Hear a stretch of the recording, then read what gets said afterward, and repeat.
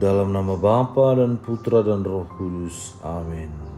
Ya Allah Bapa kami bersyukur kepadamu karena Engkau selalu ada dan menyertai kami. Engkau hadir dalam setiap firman yang kami baca dan renungkan. Kami mohon utuslah Roh Kudus-Mu ke dalam hati dan pikiran kami agar terarah, fokus, dan mampu menghayatinya serta mewujud nyatakannya konkret dalam kehidupan kami sehari-hari. Dengan pengantaran Kristus Tuhan kami. Amin. Tuhan bersamamu dan bersama rohmu. Inilah Injil suci menurut Matius, dimuliakanlah Tuhan. Yesus berkata, tak seorang pun dapat mengabdi kepada dua tuan, karena jika demikian ia akan membenci yang seorang dan mengasihi yang lain, atau ia akan setia kepada yang seorang dan tidak mengindahkan yang lain. Kamu tidak dapat mengabdi kepada Allah dan kepada Mammon.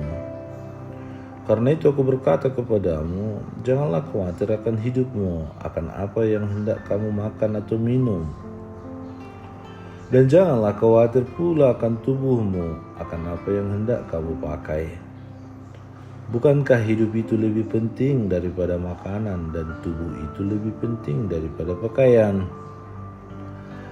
Pandanglah burung-burung di langit yang tidak menabur dan tidak menuai dan tidak mengumpulkan bekal dalam lumbung, namun diberi makan oleh Bapamu yang di surga.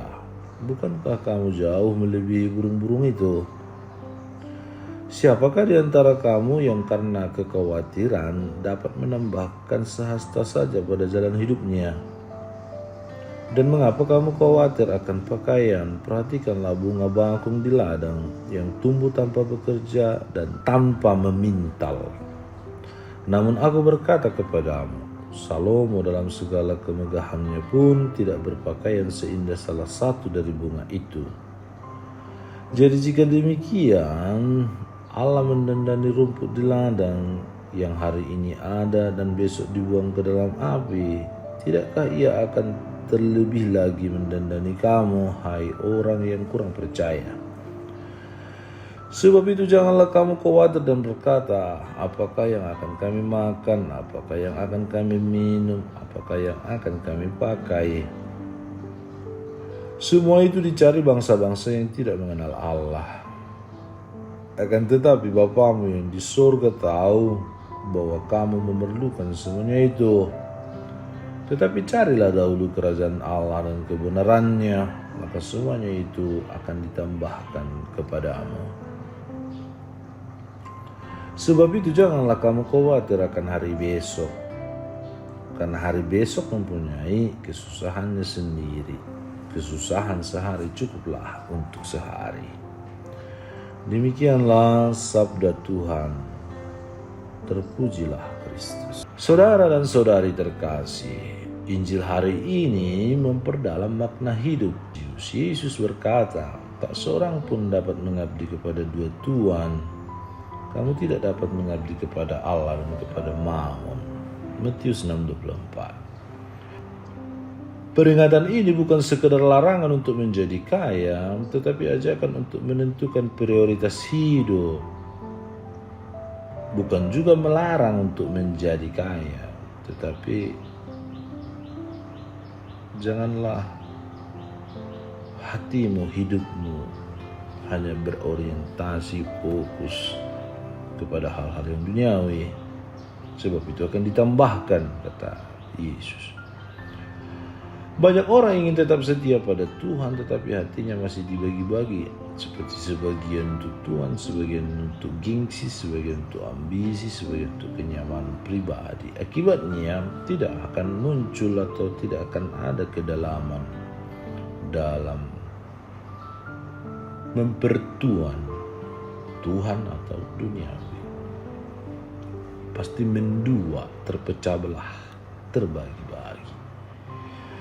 Hidup kita akan tenang dan penuh makna bila kita berani mengutamakan Tuhan, mengandalkan Tuhan, menempatkan Tuhan, dan percaya bahwa segala yang lain akan ditambahkan.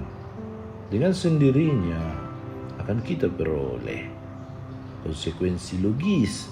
Orang baik hidupnya akan damai.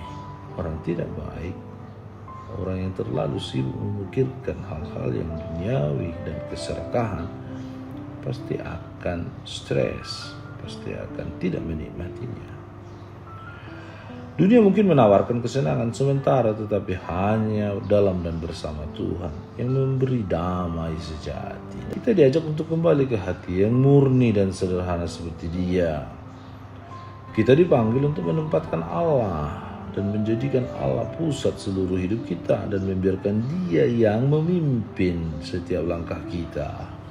Allah lah yang hidup dalam diri kita.